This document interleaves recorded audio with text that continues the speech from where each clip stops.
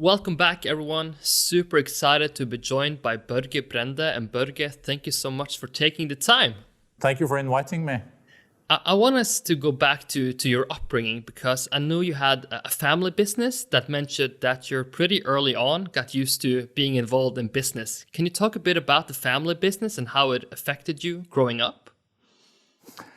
So it was a construction company that my grandfather started, and my father was also an engineer, so he was also working in the company, and he took over as running it after my grandfather. So of course it impacted the whole family. The company was next door with all the equipment, the office and all this. And after 4 o'clock, they switched all the phone calls over to at our home. So I was an expert in taking notes when people wanted, some problems with their pipes, or they wanted some construction people over and this. So I felt that I was part of the company since I was able to start writing. And so you did many different tasks at the company, but in the end, did you end up running the economy for some years as the business administration, or how did that end up? So when I came back to Trondheim in 1990, I think it was, then I became the CFO of the company. So I was the CFO of the company for 2 years, 1.5 years. But then our mayor back then, Marvin Wiseth, that was, and he's my very good friend, he persuaded me to run on the list for the city elections in Trondheim. And he said, yeah, just be on the list. And I was on the list, and suddenly I became then one of the kommunalråder, a kind of a deputy mayor function. So my career in the construction company, I think, lasted for 1.5 years, because then I was like back in politics again. How was that conversation? Was it's okay, or was it a bit tough since it's a family business? Was it sort of expected for you to run it in the end, or was it a conversation that was totally fine to have because you were always interested in politics? I think it was not really expected that I was going to run the company until I then decided, moving back to Trondheim, that I was going to be the CFO of the company. Then I think the family had hoped and maybe wanted me to run the company, but I couldn't turn down this offer to be a kind of a deputy mayor, kommunalråd in the municipality. And after that, I was sold for politics. I wanted to get into the parliament. I wanted to have a role to be able to shape Norwegian society through politics. And I think the family just gave up on me then. They probably thought that, no, this guy is not going to be in the construction business. I want to talk a bit about your reading habits, because it's quoted in newspapers and magazines that you sort of demanded from a pretty early age to have all the newspapers ready for you each Saturday to go through and read them. Can you tell us about that story? That you pretty young decided that you were going to read a lot and study everything basically you could get your hands on. Yeah, to clarify, I didn't demand to have them ready for me, though, because that wasn't the way it was. So I had a fight with my parents, because I remember we subscribed to one newspaper, and that was Adresseavisen. And I said to my parents, but on Saturdays, I really would like to read the Oslo papers, like Aftenposten and Dagbladet. And I remember my father said to me, no, Aftenposten is just a local paper for Oslo, so that we can't use money on. Okay, and I remember I was not too happy with it, but I was able then to mobilize my kind of own earnings, so I did end up buying them. I also bought Morgenbladet, that was still a paper. No, it's back again though, but it was quite a, also paper back then. So that I think I felt that this opened a new horizon to read also other kind of news. But then I later on found out, though, that in the library in Trondheim Centrum, at Folkebiblioteket, there they had all the newspapers every day. So it was possible to just bike down there and read them there for free. It's very interesting to see that so many successful people are avid readers, and it's just interesting to hear how has those reading habits evolved today. So are you still very keen on reading a lot, and how does sort of your content diet look like? Do you prefer newspapers, or do you like to dive into books or go topic by topic, and how do you structure those reading habits today? Yeah, that's a good question. Later on, when I became a teenager and in high school, I started to read The Economist. I got it recommended by some friends. And since I was like 15 years, I've read The Economist every week. And that I do continue with. I find it still as, if you're going to read one thing during a week, I still would do The Economist, because it's so comprehensive. It also summing up the week, but it also has, of course, really a good coverage of international current affairs. I still really like to spend too much time on reading newspapers. I have to say, I do read Financial Times, every evening, because that's the way it is. I also do read some of the US ones. I do read New York Times, Washington Post, and I also skim through Wall Street Journal. These are the international papers I look at. And then, of course, I'm not able to get rid of my old habits with the Norwegian papers, though. So I do read a couple of them also in the evening before going to bed. Got it. So looking back, how influential will you say that the part where you decided to go to US at a pretty young age? And I think you also said that it was sort of a completely independent decision. You wasn't forced by the parents. You actually filled out the forms by yourself. And I mean, at 15 years old, at least at that time, it sort of, it reflects on a very independent and mature guy that wants to go out and explore the world. So do you think that was like a pivotal moment in your life, starting so young to explore the world and go to US? Yes, I think so. And you're so well informed. I don't know where you got all this information from. So it is true. This was like the last year in high school. I was in Norway, though. It's a bit of a different system. But so I was like 14, 15 at the time. I looked in school. They had like this information for AFS and exchange students. And I looked at it. Wow, I thought, no, next year I would like to go to the US for this exchange thing. I brought the brochure with me, I filled it out, and then I just applied. And then I got interviewed, and I told my parents only first when I was called in for the interview, because I didn't want to tell anyone if they didn't, ask me to come to be interviewed. That was too embarrassing. And then I got interviewed, I got offered this thing, and I really never asked my parents. I took it like a bit of a priori given that this was up to myself to decide. And I have never regretted it. Coming from Norway back, this was in 1981. I was 15 years when I left. I turned 16 later in the fall. And for me, there were so many new things for me in the US that was just totally unbelievable for a 15 years old. And since then, I also grew very much fond of the US. Of course, US is a lot of positive stuff, but of course, they also have their challenges. But if you go somewhere when you're 15, it will also shape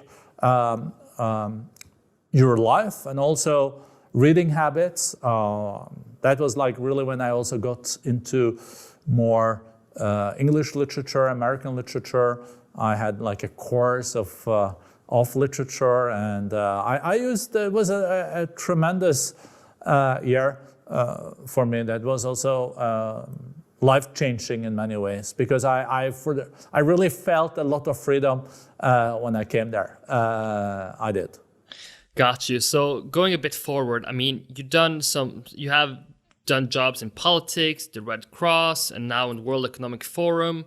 To have that sort of that broad interest and also being able to do those jobs, what qualities do you think are necessary to be able to do a great job in all those different fields and disciplines? Because I don't think there are that many that can actually have an influence in such broad fields. Yeah, that's an interesting question. I'm not... a lot of it is also, being there at the right moment. Is also, I think, is about hard work. When I came back from the US, I started in youth politics. And I think it was like, just for me, a great arena to discuss, also to learn more. And then I never really applied for a job in my entire life. There has come these offerings. So I've mainly been focusing on doing a good job where I am. And then things have a tendency to solve themselves. I did once, though, apply when I moved from Trondheim to Oslo. I did apply for this summer job in Aftenposten, this newspaper I wanted to buy, remember, on Saturdays. I did apply for a summer job there, and I got it as a reporter. And that was, for me, just a very good start of moving to the capital, to also then work in the leading newspaper in Norway back then. And also, I financed my studies by working there, because I worked 2 evenings every week. From 6 to 2 o'clock, and after 9 o'clock or something in the evening, they paid you really, really well. So I was like very happy with that. And at that age, I didn't look at it as work at all. I looked at it as a great pleasure.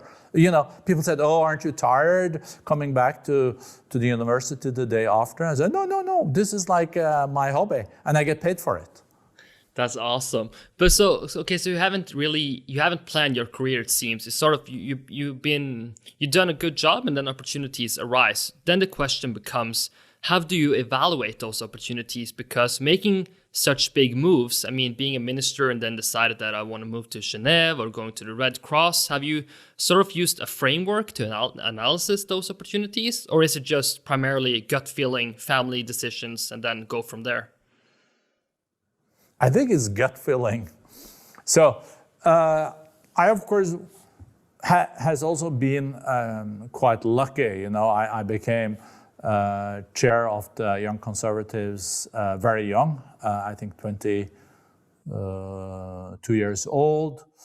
And then I also came into regional local politics in Trondheim, got elected to the parliament. And in 2001, when my party was in government again, I was the only kind of younger generation of the men that got this opportunity to join the cabinet.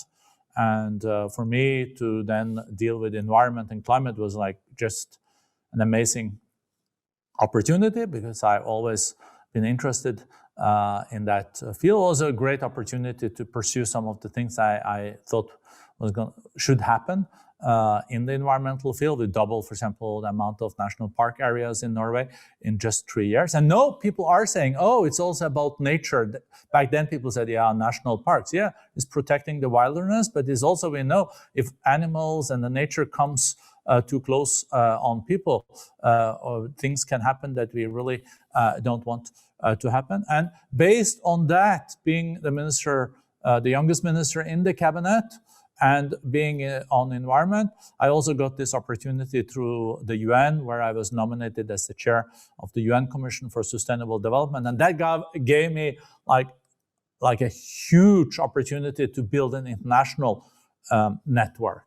I think that was probably a breakthrough in that respect. And then I got also as trade and industry minister, I got really interested in the global politics and geopolitical affairs. And that's why I think also I accepted to go to to Geneva and to become a managing director here at the World Economic Forum. Let's talk a bit about your job now at World Economic Forum, and there are some topics I want to discuss, but can you just, from your perspective, what are some of the hardest sort of dilemmas you're seeing right now? I mean, the usual narrative has, of course, been, the climate versus the growth, because you can easily see that the countries with the biggest growth usually also has burned the most fossil fuels. But in your mind, what are some of the biggest dilemmas you are seeing in growing the economies in a sustainable way? Yeah. I think this decoupling issue is the core one related to climate change, because there is it's a fact that 1.4 billion people don't have access to basic electricity. And if you don't have access to electricity, no development. But you cannot continue a development where we see an increase in CO2 emissions. So we have to decouple this. And we have seen massive breakthroughs just during the last decade. For example, the price of solar has fallen to 1/10 of what it was 10 years ago. Also, the price for other new renewables have fallen dramatically. But the amount of energy that we will need in the years to come is also enormous. So we have to use all the new technologies related to the fourth industrial revolution to make sure that we decouple, and that we maybe for some time also can store carbon, extract carbon. I'm pretty sure that if we set a price on carbon and it's not free to emit, I think the technologies will also then be developed, that we have also seen before. The challenge, though, is that we know that if we continue on an unsustainable path as today, the cost of inaction far exceeds the cost of action in climate change. But that is kind of common sense, but it's not so common. We are all talking about it, but every week there is built 3 new coal-fired power plants, and then we will never reach the 1.5 or 2.5 degrees goal.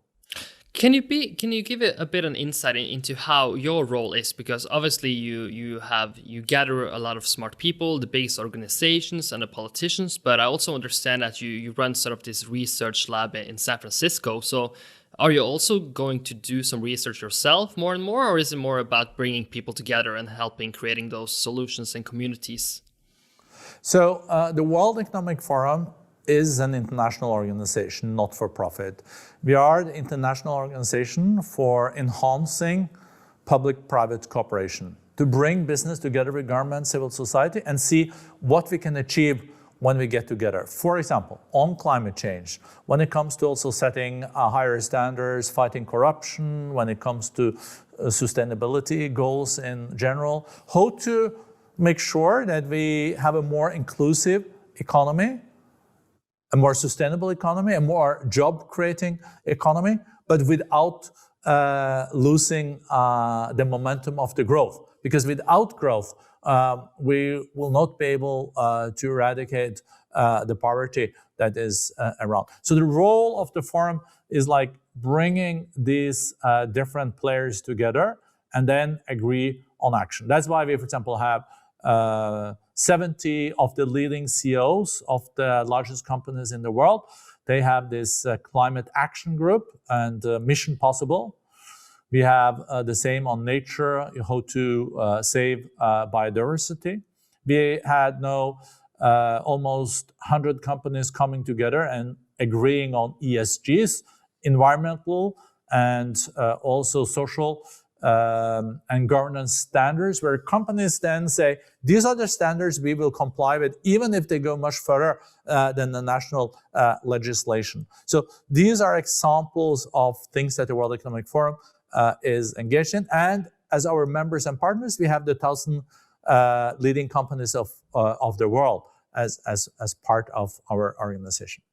Got you. Another topic I really wanted to discuss a bit is your relationship with the founder, Klaus Schwab, because I mean, you're the president now, but I mean, the founder is also very active. Can you maybe introduce him as well? Because many people listening may not know his name. So, and also how you have found that relationship to be working. Yeah, so Professor Klaus Schwab, he started the World Economic Forum back in 1971. So he has really been doing this now for more than 50 years. So he's the executive chairman, and he is the chairman of the board, the non-executive board. And as a president, I'm sharing the managing board, like the daily operation. So we meet every morning at 9 o'clock if both of us happen to be in Geneva. And these days, it does happen more frequently than before the pandemic. And we then have an agenda where we discuss some running issues, but also more strategic issues. So I find this relationship and the partnership extremely well-functioning. And I think there is a trust there that is unique. And I'm also learning a lot because, you know, when you've been running something like this for 50 years, you have experienced a lot. And hopefully I can also contribute with something, though, based on my experience.